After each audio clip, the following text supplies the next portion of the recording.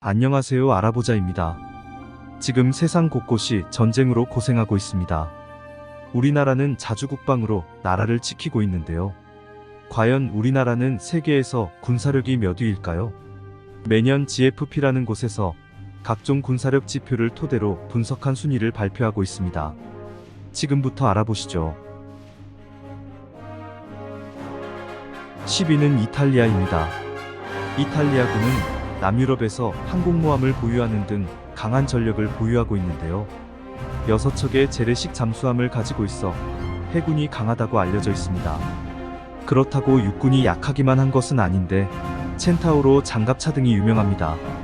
이탈리아 특수부대로는 GIS가 있습니다. 9위는 프랑스입니다. 프랑스는 육해공과 핵전력 모두 균형 잡힌 전력을 보유하고 있습니다. 강대국이라는 평판에 걸맞는 강력한 군사력을 가지고 있으며 프랑스를 군사적으로 가장 성공적인 국가로 자리매김하게 하였습니다. 특히 프랑스는 장교에 대한 대우가 좋다고 알려져 있는데요. 왜냐하면 극도로 엄선해서 뛰어난 두뇌와 체력을 요구하기 때문이라고 하네요. 제식 소총인 파마스가 유명하고 가젤 무장헬기도 뛰어나다고 알려져 있습니다. 프랑스 특수부대로는 GIGN이 있습니다. 8위는 일본입니다. 우리나라와 가까운 섬나라 일본은 미국의 포츠담 선언으로 군대가 해체되었습니다. 그로 인해 지금은 방어를 위한 자위대가 존재하며 시간이 지남에 따라 강력한 군사력을 가지게 되었습니다. 해군이 특히 뛰어나다고 알려져 있는데 세계 5위권 밖으로 나간 적이 없고 영국 미디어에 따르면 2위도 한 적이 있습니다. 특수부대로는 해상자위대에 특별경비대 등이 있고 종군 기자 말씀에 따르면 우리나라 특수부대원보다 소질이 뛰어난 면이 있다고 말한 바 있습니다. 7위는 파키스탄입니다. 파키스탄은 옆나라 인도와 사이가 좋지 않은 만큼 군사력에 신경을 쓰고 있는데요. 그 탓에 중국군과는 협력관계를 가지고 있습니다. 장비들도 수적으로는 괜찮게 보유하고 있지만 문제는 장비들의 상당수가 노후화되었다는 것입니다. 하지만 국가의 경제가 가난하니만큼 국방에 대한 투자는 어려운 처지라고 볼 수 있겠습니다. 그럼에도 군인들의 실전 경험은 뛰어난 편이며 개개인의 숙련도가 높다는 점이 장점입니다. 6위는 다름 아닌 우리 대한민국입니다. 대한민국 국군은 핵무기는 없지만 필요시 금방 만들 수 있는 잠재력이 높은 국가로 강력한 재래식 무기와 기술력으로 그 위용을 뽐내고 있습니다. 유명한 무기로는 K-2 전차와 K-9 자주포 그리고 현무미사일 등이 있습니다. 특수부대로는 707과 UDT 등이 유명합니다.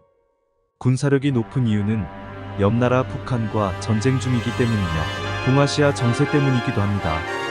남자들이라면 누구나 군대에 가기 때문에 예비군 전력도 상당한 편이며 이는 무시할 수 없는 군사력입니다.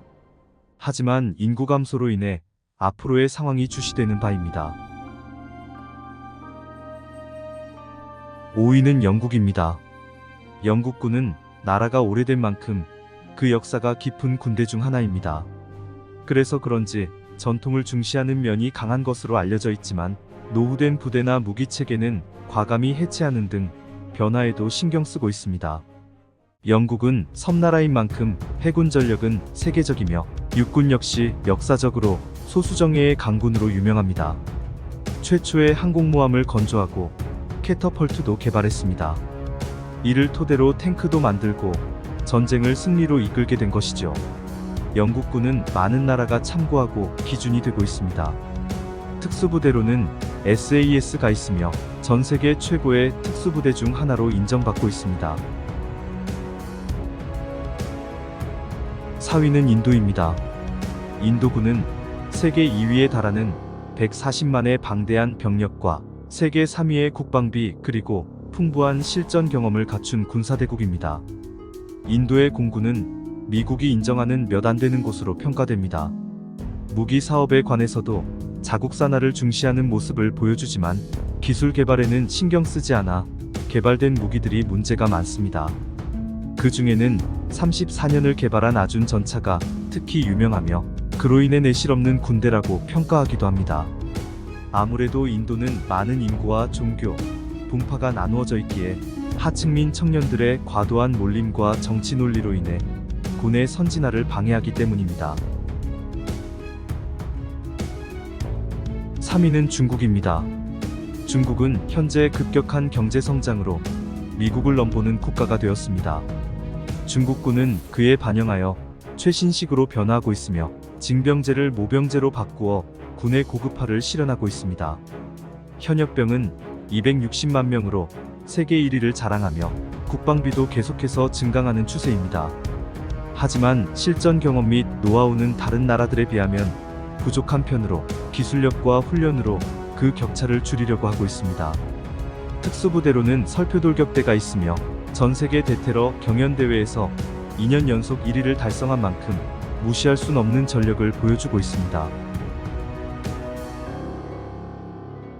2위는 러시아입니다. 현재 우크라이나와 전쟁 중으로서 군사력에 대해 말이 많은 군대 중 하나입니다. 푸틴의 전폭적인 관심 아래 군사력을 증가시켰으며 상비군도 상당한 것으로 알려져 있습니다.